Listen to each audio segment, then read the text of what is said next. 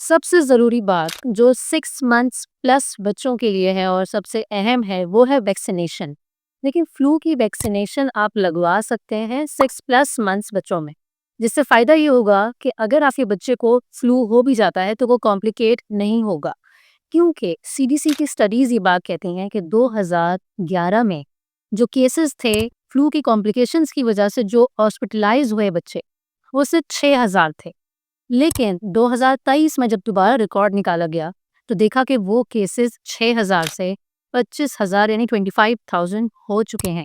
तो एक बहुत अलार्मिंग सिचुएशन है और उसका रीज़न जब देखा गया तो वो था कॉम्प्लिकेशंस, जिसमें बच्चे को सिर्फ और सिर्फ सिंपल फ्लू हुआ और उसके बाद वो नमूनिया, डिहाइड्रेशन, साइनोसाइटिस या ईयर इन्फेक्शन जैसी कॉम्प्लिकेशंस में मुब्तला हो गई।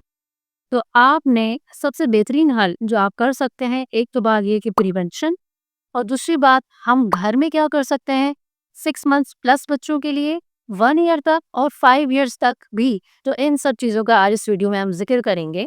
मेरा नाम है डॉक्टर हिना बेग, मैं एक पाकिस्तानी मेडिकल डॉक्टर हूँ and new born care expert हूँ। अगर आप अपने बच्चों से related simple basic care tips जानना चाहती हैं, आप अगर न्यू मॉम हैं और आपका बेबी अभी 6 मंथ्स का ही हुआ है, तो ऐसे केस में आप बेसिक बेबी केयर टिप्स की प्लेलिस्ट जाके लाजमी चेक कीजिए। ये बात सब मदर्स को पता है कि जब भी बेबीज को नेजल कंजेशन, फ्लू, नाक बंद होती है तो डॉक्टर्स हमेशा नॉर्सेलाइन, नेजलाइन, सेलाइन यही वाले ड्रॉप्स देते हैं और कहते हैं कि आप नाक में डालिए, नाक खुल जाएगी, बच्चा ठीक हो जाएगा। लेकिन तमाम मदर्स कंप्लेन करती हैं कोई फ़र्क नहीं पड़ रहा और इससे तो मेरी मैं रात को भी जाग रही हूँ, बहुत परेशानी हो रही है, कोई और चीज़ बता दें, कोई और ड्रॉप्स दे दें। देखिए सबसे सेफेस्ट ऑप्शन 2 ईयर से छोटे बच्चों के लिए नॉर्सेलाइन ड्रॉप्स ही होते हैं, इसके अलावा आप बच्चों को कुछ भी नहीं दे सकते।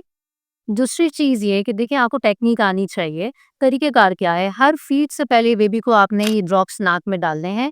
दूसरी चीज़, सोने से पहले आपने ये डाल के सोना है और सुबह उठने के बाद फ़ौरन बच्चे को दोबारा ये नोर्सेलाइन ड्रॉप्स देने होते हैं।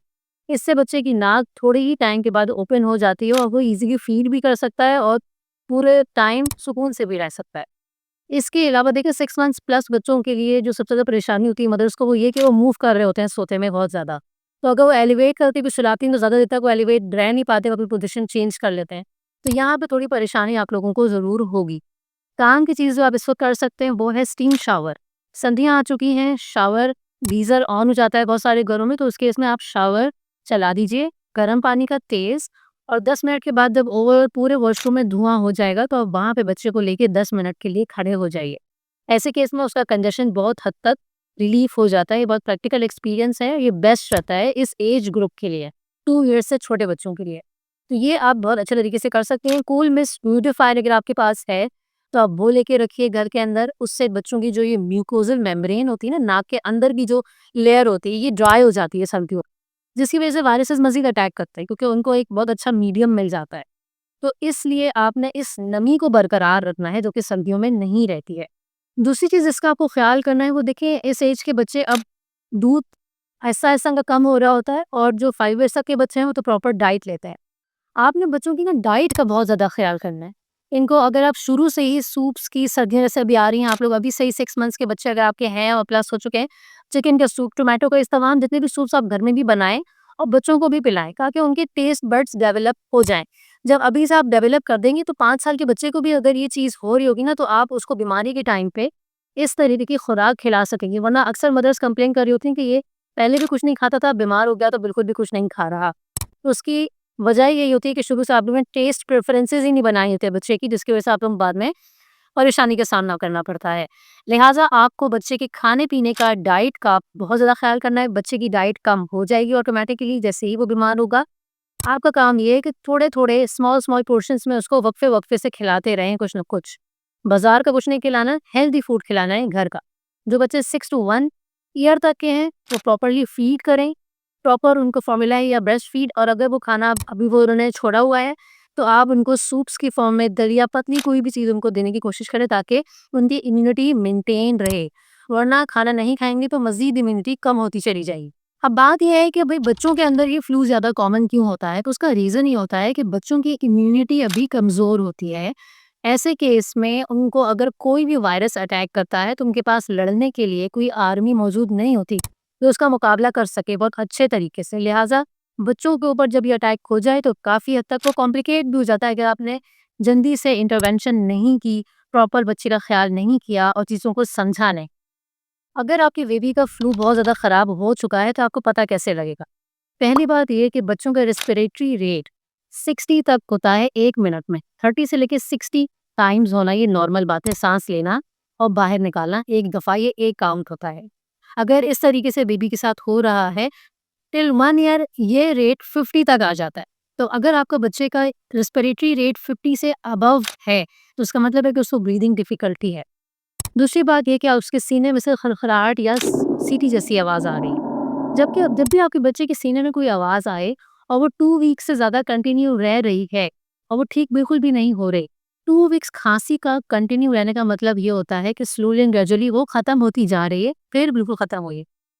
कंसिस्टेंटली वो एक ही जैसी खाँसी अगर रह रही है पूरे 2 हफ्ते तक के लिए, तो ये अलार्मिंग साइन है, आपको फ़ौरन डॉक्टर को दिखा देना चाहिए, वरना फिर ये कॉम्प्लिकेट भी हो सकता है। ये एक कंडीशन हो गई। बच्चे को अगर बहुत ज़्यादा बुखार है, कितना बुखार? देखिए 100.4 से ऊपर बुखार काउंट किया जाता है बच्चों में।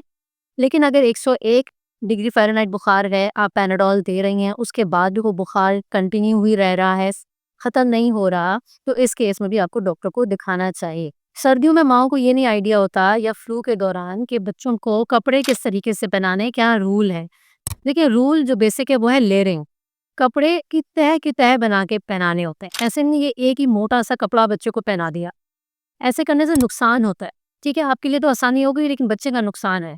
लेयरिंग से फ़ायदा ये होता है कि आप थोड़ी-थोड़ी करके जब कपड़े उतारेंगे बच्चे के अकॉर्डिंग टू टेम्परेचर, अगर उसको ज़्यादा गर्मी लगी तो आप 1 लेयर उतार देंगे, फिर सेकंड उतार लेंगे। अगर एक साथ ही एक मोटी लेयर आपने पहनाई और मोटी पूरी लेयर उतार देंगे तो टेम्परेचर डिफरेंस एकदम से ज़्यादा आ जाएगा, वो बच्चे के लिए नुकसानदेह है। एक बात तो ये हो गई। सबसे इम्पोर्टेंट चीज़ आप 6 टू 1 मंथ टिल 2 ईयर बच्चों को भी आप ऊन की बनियान पहना के रखा करें। ठीक है, ऊन की बनियान से बहुत अच्छे तरीके से हीट ट्रैप हो जाती है। बच्चे के जिस्म और बनियान के दरमियान एक अच्छी हीट ट्रैप होती है, जिससे बच्चों को बहुत ज़्यादा फ़ायदा रहता है, फ्लू के चांसेस कम हो जाते हैं, सर्दी नहीं लगती है उससे। एक और चीज़ जिसकी इन्फॉर्मेशन होनी चाहिए वो ये कि देखिए हीटर्स हमारे जब चल रहे होते हैं, तो हमें ये नहीं आइडिया कि हीटर की वजह से ओवरऑल पूरे कमरे के अंदर जो ह्यूमिडिटी होती है ना, नमी, वो ख़त्म होना शुरू हो जाती है, बहुत कम हो जाती है। बच्चे इससे ज़्यादा मुतासिर होते हैं। हमें ओवरऑल ह्यूमिडिटी चाहिए, क्योंकि हमारी नाक में जो म्यूकोज़ल मेम्ब्रेन है, उसे गीला रहना होता है।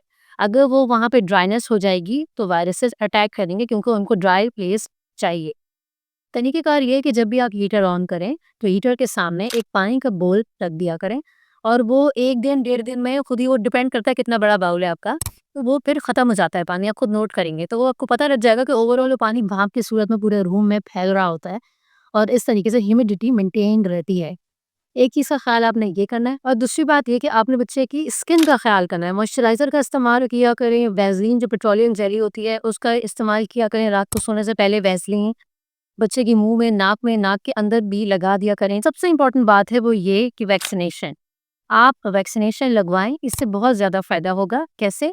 मज़ीद कॉम्प्लिकेट नहीं होगा फ्लू। वैक्सीनेशन फ्लू को नहीं रोक सकती। अगर फ्लू को होना हुआ तो वो होगा, लेकिन वो उसको कॉम्प्लिकेट होने नहीं देगी। इसके अलावा अगर आप अपने बच्चों से रिलेटेड खाने-पीने से रिलेटेड कोई चीज़ जानना चाहते हैं कि मैं क्या खाना बना के दूँ बच्चों को, कौन से ऐसे आइटम्स हैं जो मैं बेबीज़ को दे सकती हूँ, तो उसके लिए आप मेरी फूड प्लेलिस्ट लाज़मी जाके चेक करें। इंशाल्लाह मिलती हूँ मैं फिर नेक्स्ट वीडियो में। शुक्रिया।